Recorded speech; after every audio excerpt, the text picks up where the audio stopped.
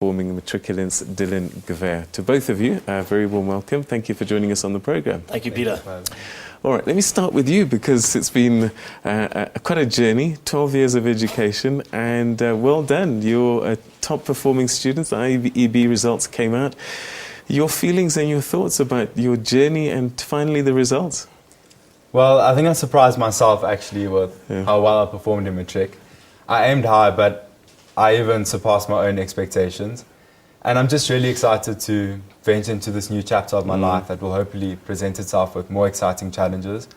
Matric is definitely a lot of hard work, but if you just stay focused and disciplined, it will be okay.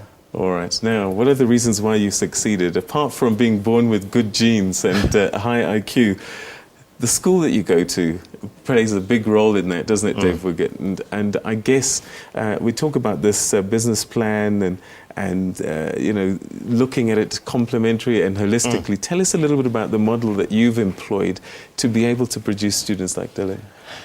I think what we try and achieve in our Curro schools is very child-centered approach. The pupil must come first, and that's a huge responsibility for us. You know, everybody says that that's what they're striving to do, and coming down to subject choice in grade 9, ensuring that we give every single child the best opportunity to open as many doors as possible that are relevant to that child when they leave school, to building self-esteem, which I think is one of the most important things a child can leave school with, because I think a healthy self-esteem caters for value adders entering into the country and into society when they leave school.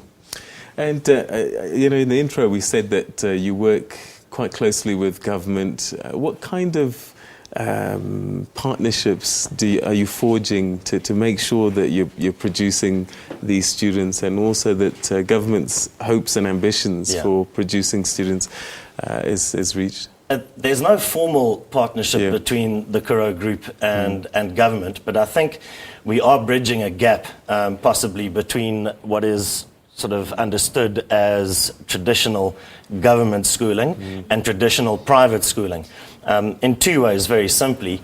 The Curro group has capacity to build new campuses. As you said earlier, we're 26 at the moment. We'll be 31 at the beginning of this year.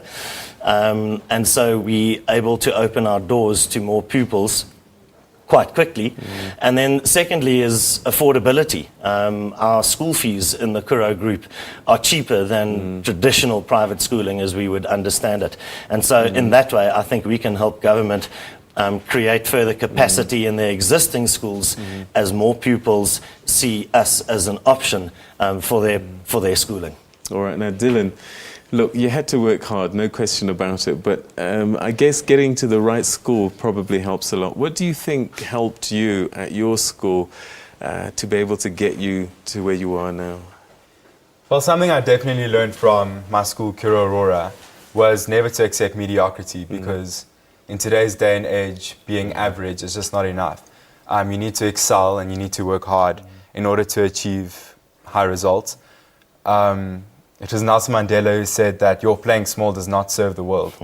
And I agree with that 100%. You're not here to be mediocre, so just work hard and excel. It's a stressful year. You know, you come January, you know that this is it.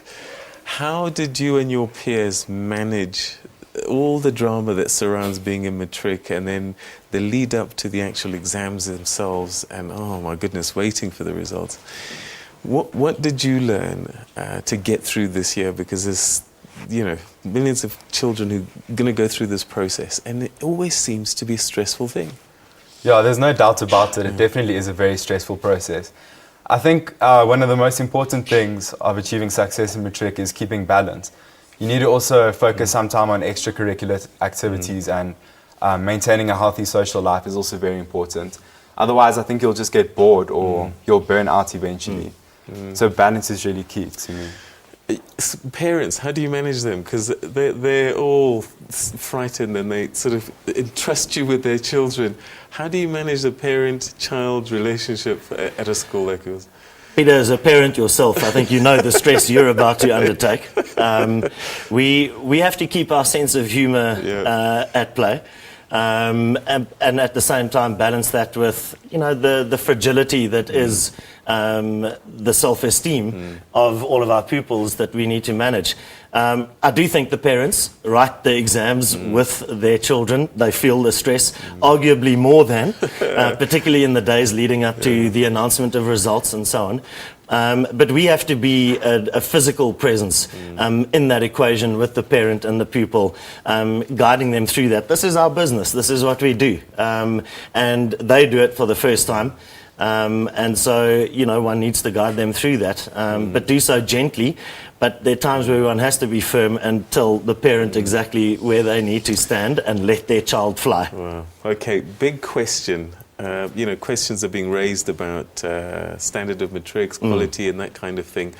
What do you think are the major things that we can do to make sure that the whole country moves forward in terms of the standard of our education and the quality of the matrics that's moving forward?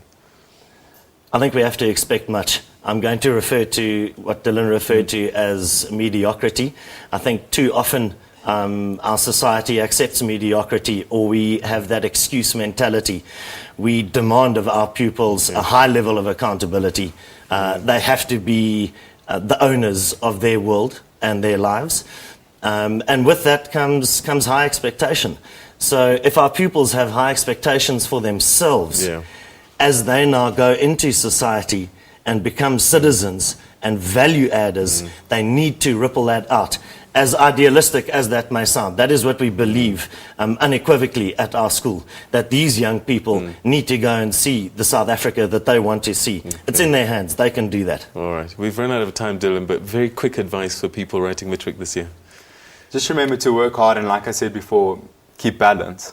Okay. Balance, balance, balance, zen. Thank you very much indeed for joining us, Dave Wiggett and Dylan Gouveia. Thank you very much, and congratulations on your results, and good luck with the rest of your future. Thank you so much for your time. Thank you. Okay, we're going to take a quick